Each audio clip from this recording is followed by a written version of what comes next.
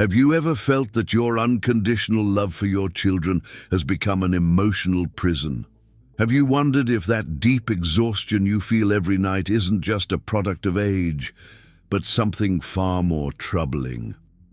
If your children are doing this to you, they are taking advantage of your kindness, and perhaps the most painful part is that you haven't allowed yourself to recognize it. Imagine standing before a mirror that doesn't reflect your physical image, but your true emotional state. What would you see? Probably an exhausted person, with a smile that hides worry, with eyes that reveal more sacrifice than satisfaction. This reflection is showing something that many older parents experience. They confuse your love with obligation, and this is draining your vitality day after day.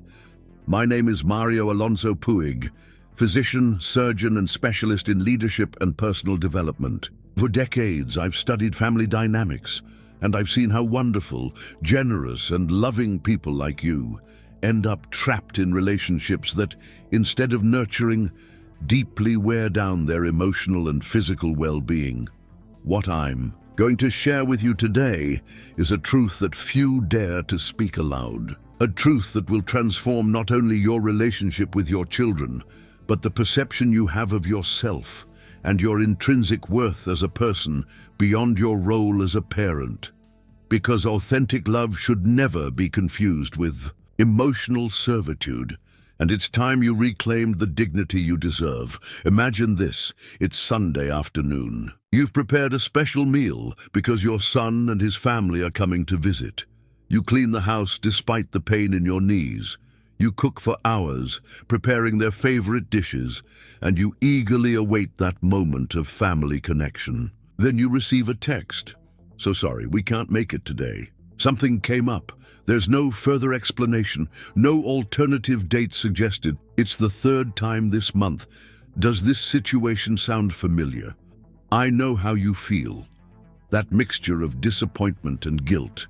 Because you immediately think, I shouldn't be selfish, they have their own lives. This is precisely the emotional trap that maintains the cycle of abusing your kindness. I understand perfectly that feeling of invisibility you experience when your emotional needs are relegated to the last place on the family's priority list. What few know is that there's a neurobiological reason why it's so difficult to recognize this type of abuse when it comes from your own children. First, our brains are programmed to protect the parental bond at all costs. The prefrontal cortex, responsible for critical judgment, literally turns off alarm signals when the one hurting us is our child. Second, after 60, our need for meaningful emotional connection intensifies as an evolutionary survival mechanism, making us more vulnerable to accepting any kind of bond, even those that harm us. Third, our generation was raised with the belief that unlimited personal sacrifice is the measure of parental love, a cultural distortion that has normalized behaviors that are actually forms of emotional abuse.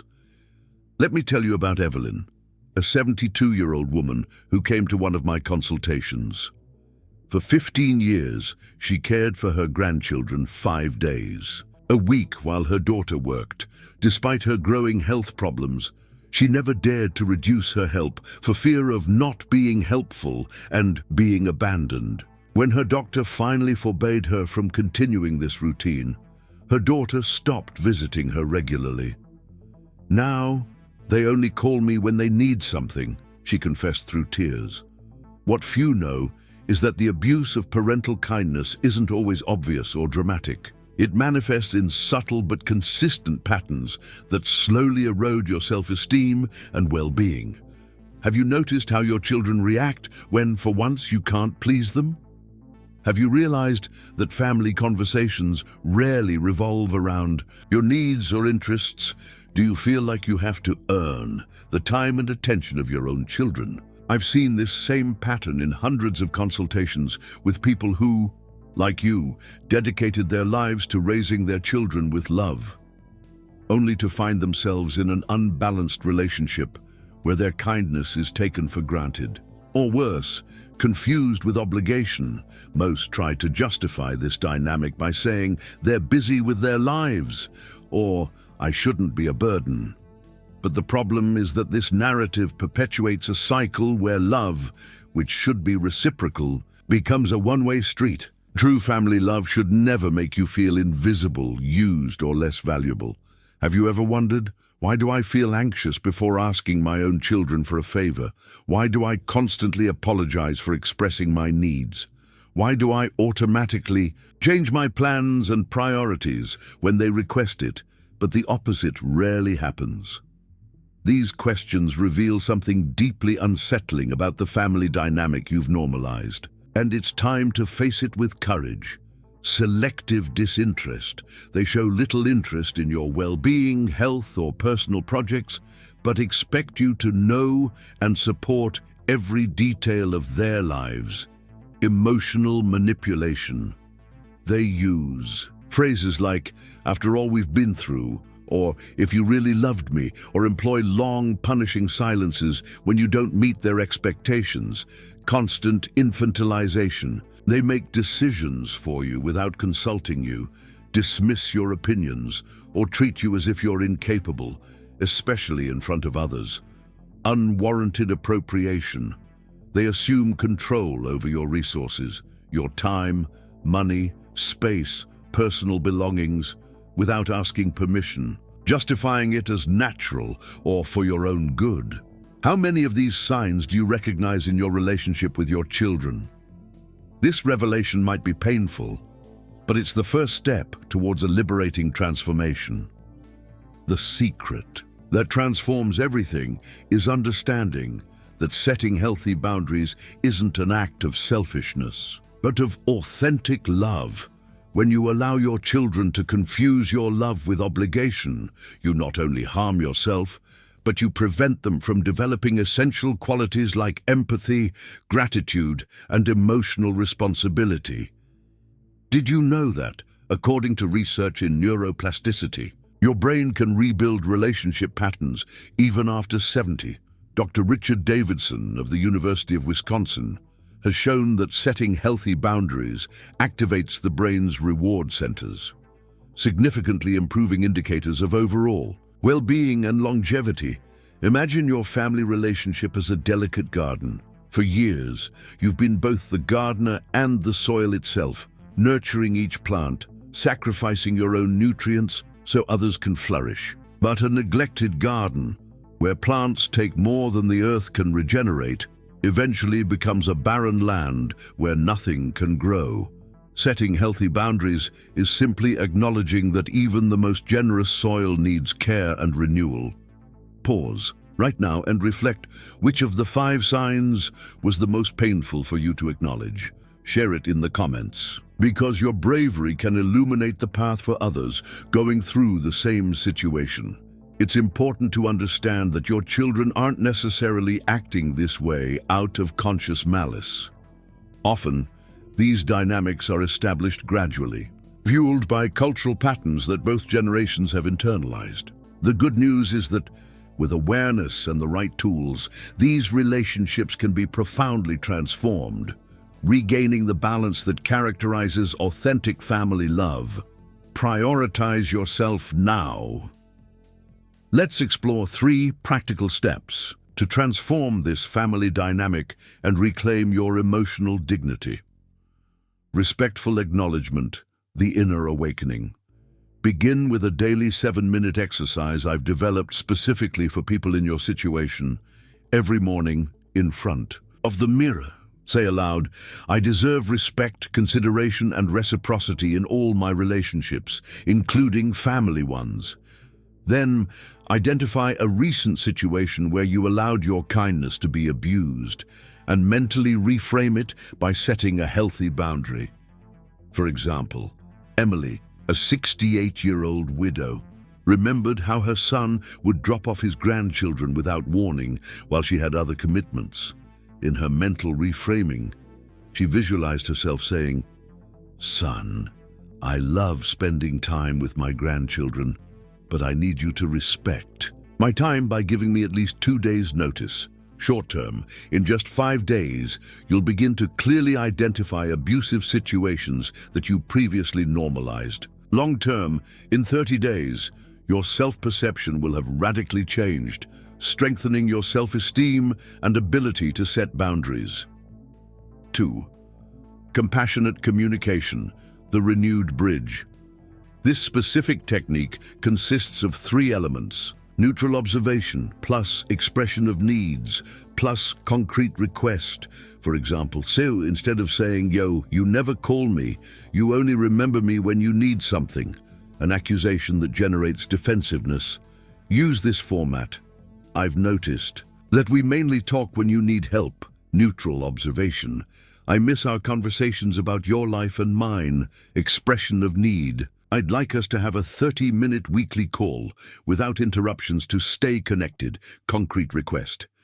The key is to practice first in writing, then aloud in front of the mirror, and finally in person, always maintaining a calm and loving yet firm tone. Short term, in 10 days, you'll have prepared and rehearsed your first 3 transformative conversations. Long term, in 90 days, this way of communicating will become natural, permanently transforming the family dynamic. Experiential. Valuation, the dignified demonstration. This technique involves demonstrating, not just declaring, the value of your time and energy through concrete actions. The process has 3 parts. A. Identify an activity you enjoy and that benefits your well-being. Painting classes, walking groups, volunteering. B. Establish a fixed and non-negotiable schedule for this activity. C. Communicate this commitment to your family as a decision made, not as a consultation or request. For example, James, a 73-year-old retiree, always cancelled his chess games when his children needed help with anything. He implemented this technique by informing them, "On Tuesdays and Thursdays from 4 p.m. to 6 p.m. I'll be at my chess club. It's an important commitment for my mental health. Please plan around these times if you need my help." Short term, the first time you maintain this boundary, even if you feel guilt, you'll experience a profound sense of liberation and dignity. Long term, in 60 days, you'll notice that your children begin to respect you more and to consider your needs before making demands. You might be thinking, won't I be selfish by setting these boundaries? This doubt is natural after decades of prioritizing others. However, remember that the oxygen in your own mask is what allows you to help others. An exhausted and resentful parent cannot offer authentic and nourishing love. Another common concern is, what will happen if my children become more distant when I set boundaries? Clinical experience shows the opposite. Relationships based on mutual respect and reciprocity tend to strengthen, although there may be an initial period of resistance while the new balance is established. Here's a quick win to implement. Today, identify a small request that you would normally accept automatically despite causing you inconvenience, and refuse it. When a request comes, respond, "Let me check my schedule and I'll confirm in a few hours." This simple pause, this space for reflection, breaks the pattern of instant availability and returns control of your decisions to you. V. Validation. 300, 400 words. Let me share how these principles have transformed real lives. Take Carmen, a 70-year-old retired teacher. Her home had become an impromptu daycare for her 4 grandchildren while her 2 daughters worked. Despite fibromyalgia, worsened by stress and physical activity, she'd never dared to set boundaries. After implementing these 3 techniques, especially compassionate communication, she established a new agreement. She would care for her grandchildren only 2 days a week at specific times. The most surprising thing, Carmen told me 6 months later, is that my daughters now regularly ask about my health and have found alternative solutions for the other days. Our relationship is closer and more authentic than before because that silent resentment I was accumulating is gone. Then there's Ramon, a 75-year-old widower. He'd become the unofficial family bank, constantly lending money to his children who rarely repaid him. After practicing respectful acknowledgement, he found the courage to establish formal agreements for future loans. Two of my children were initially upset, he shared, but my youngest son confessed that he actually respects me more now and that this limit has helped him be more responsible with his finances. These transformations resonate deeply with the wisdom of all philosophical traditions. Confucius taught that authentic filial respect doesn't lie in blind obedience from children, but in a relationship of reciprocity and mutual consideration. Modern psychology confirms this view. According to Dr. Carl Pillemer of Cornell University, the healthiest and most enduring intergenerational relationships are those characterized by mutual autonomy and respect for personal boundaries. The most comforting thing is knowing you're not alone on this path of transformation. Older adults worldwide are awakening to this new understanding of family love.